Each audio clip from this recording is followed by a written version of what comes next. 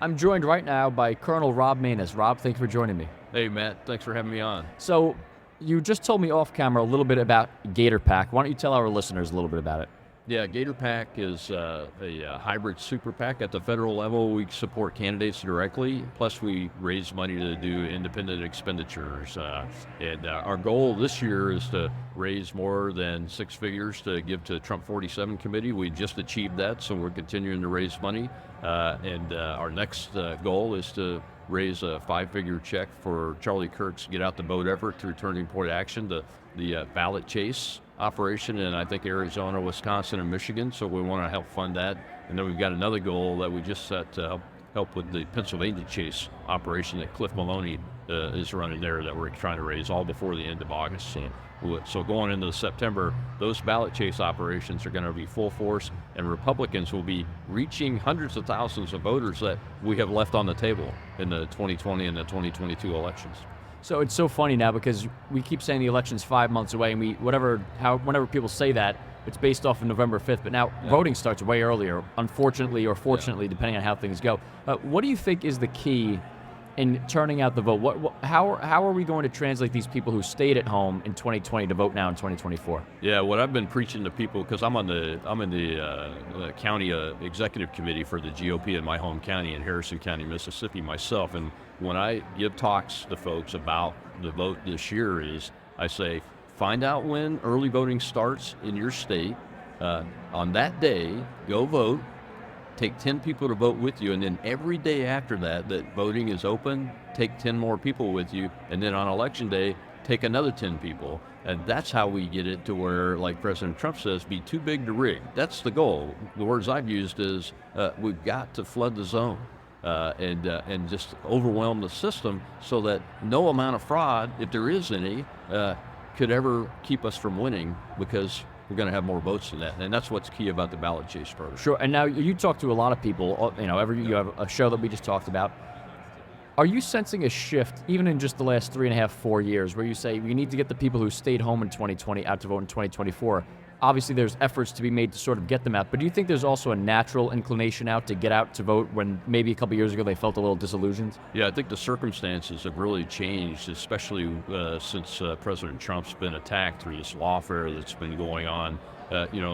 Normal, everyday thinking Americans that raise their kids, go to work, go vote when they are scheduled to do that, and participate in the society, they see that, and that has put an energy into our society that is something that I haven't really seen before. I might have seen a little bit of it when I first voted for Ronald Reagan, the first time I cast a vote when I turned 18, but nothing like this. So there's an energy level that we're seeing today that's totally different. We have a GOP headquarters in my home county, and I go down and volunteer on Fridays for a couple of hours, and the first few months of that, when I started doing that over a year ago, there might be one or two people a day come in.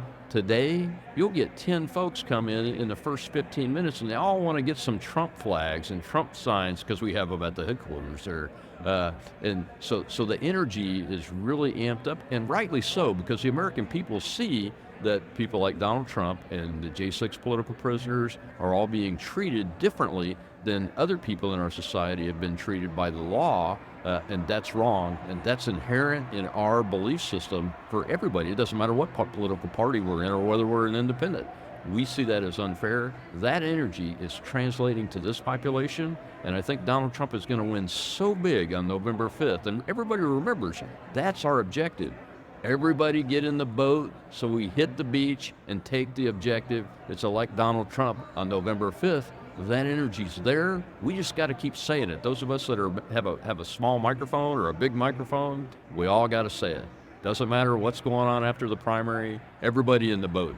Reach the objective. So you're seeing President Trump putting more states in play. He talks about he's going to be campaigning in states like Minnesota, Virginia, Nevada that hasn't really gone Republican in a very long time. So you're expecting a big win. How big do you think it is? I know those states that are really more in the swing region, but there's also polls that show him closing the gap significantly in states like New York, New Jersey. What is your expectation? I'm not going to hold you to it. Everyone has their own opinions come election time, but what do you expect to come November? Now, my standard answer to that, Matt, is I don't make predictions. Like I know. that, I figured. But I think it is going to be big. I think it's going to be so big that the media is going to cry for a year at a minimum. That'll be a good year. That the Democrats are going to slink back to their little holes that in the ground that where the swamp rats that they are live, and they're not going to come out for several months while they figure out how do we handle this? Because, Donald Trump is not the average, everyday Republican candidate. And now that they have blown him up, so to speak, the way they have, the opposition has, he is not going to be the everyday winner. He's going to win so big that all these swing states, I believe, we will take them, the known ones. And then these states like Minnesota is on the table, man. Virginia is on the table. I don't know if New York's on the table. That's a big ask, but I'd certainly like to see a big effort there because I'm on the board of advisors for the New York Young Republicans, so I'm really proud of that group.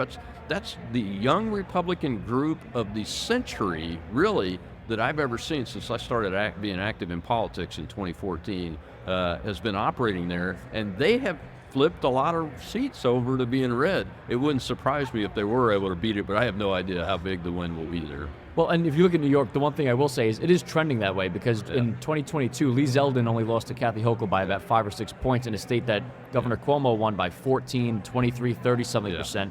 So there's something to be said about the movement that President Trump has created in the state. But I want to ask you, what do you think is the main reason? Everyone has their reasons for voting and something that's motivating them. It's immigration right now, you hear it a lot, election integrity, the economy. I'm sure depending on the region you're in, everyone has their own opinion or their motivating factor. But in the people you speak with, what is resonating with people most? Well, look, I ran for the U.S. Senate in 2014, and here's what I ran on. Border security, getting the economy fixed, energy independence, and stopping endless war policies. Donald Trump ran in 2016 on those very same issues, and guess what? He won, right? Right. And those issues today, when you talk about them with people today, and I talk about them, say, in the context of prices of gas or groceries and those kind of things, they're mad. They're mad because they know the policies of the current administration are causing those prices to go up. And no matter what this administration says from a propaganda message perspective, you've heard him say, "Oh, the economy's okay. It's just you people down there don't get it." We don't get it. You don't really know. We don't understand what we're doing. But they when know you better. talk to the people that actually go out and drive to work and put gas in that vehicle, or the moms or dads that go to the grocery store and pay for those groceries, and they tell you, like my wife tells me, "Rob, I spend the same amount that I did a year ago, but I'm only getting less or half the groceries that I'm able to get." That's a big jump in prices in less than 3 years. That's what the driving issue is, and it's economic across the board. Think about illegal aliens coming in and not having a secure border. Once you get past the really horrendous national security problems that we have because of that, and you look at the economics of it, it's driving wages down, especially in the working poor communities. And why are Donald Trump's numbers among Hispanics and blacks going up today? Because a lot of them are in the working poor communities. Their wages are being driven down. His first administration saw the first real wage increase amongst black Americans since we started reporting on it, ever in the history of the country. So they see that, they know that. Americans are smart people. That's the other thing. Democrats think people like black folks are dumb. Oh, they do. They think they're dumb. They take their vote for granted. And you know what? When you talk to those Americans, they take exception to them saying that they're dumb, and they're right, because they should take exception. They should be respected for who and what they are and what they believe. And what they believe in is a strong America that's not at war all the time, that has secure borders, that's energy dominant so our gas prices are low, and that they can go to the grocery store and buy real beef for really good prices instead of having to pay $45 for 3 steaks the other day like my wife had to pay. Sure. That's incredible. I can go to a restaurant and eat 3 steaks at a restaurant for $45. So that's the issue. We call them the kitchen table issues, but I call it the American first issues. We're Americans. And we believe in this country. We still believe in the Declaration and the Constitution, and the other side no longer does, and it's very obvious. And they don't really care. Yeah, they don't care, and people see that. So it's a double-edged sword right now because it wouldn't be in a fair election. It would not be hard for any typical Republican to beat Joe Biden. But at the same time, we don't have a typical Republican. Yeah. We have Donald Trump, Yeah. who is significantly far and beyond greater than the typical Republican candidate. So I want to ask you about that. Can you describe the it factor of Donald Trump? What do you think it is that has led to him breaking vote records in 2016 for the Republican nominee, for a president in 2020, and now primary records in 2024? Is there a specific thing that makes people enthused to vote for him, or is it a collection of everything in your mind? You know, people compare him to different presidents all the time, and I'm not going to compare him to this president, but I'm going to bring up another president. His name's Ronald Reagan, because that was my first experience as a young voter, an 18-year-old voter, and there is a presence about Donald Trump that is very similar to Ronald Reagan. Now, they're two totally different people, from communications to the way they talk, to the way they talk to the media, especially. That's a good one. We face a different media environment than Ronald Reagan did, but my point is that they both have a charismatic presence that people feel it, and they feel it in an emotional way that when you get that shiver up your spine when you say the Pledge of Allegiance or stand for the national anthem, or see a group of veterans that are saluting and listening to taps, that feeling. That's the kind of feeling that both of those men generate. And I was in the room several times, and have been with Trump and Reagan at the same time. So I had that experience to fall back on. That's one thing. But the other thing is that that he loves America so much. And it's not just America in the sense of, I could go on and on about the Declaration of Independence and the Constitution. That's there. But it's this is America. We're Americans. We don't run from a fight.